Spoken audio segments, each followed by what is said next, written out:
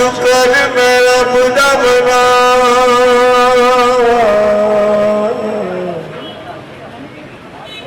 ते बैगे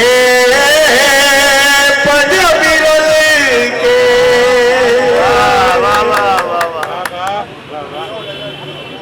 काफी बोली फिदा बुखारी साहब की बोली ओ तेलो सद सद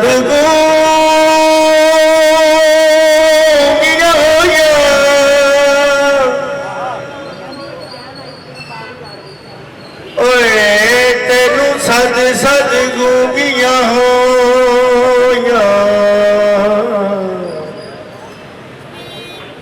तो अखियां दी बात ना सुनी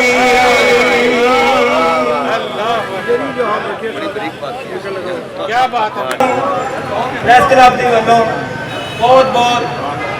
खुशामदीद कहने जी आया कहने इतने आके साडे मेले की रौनक बढ़ा रहे हैं। इस तो अलावा चढ़ते पंजाब तो बहुत सारे साडे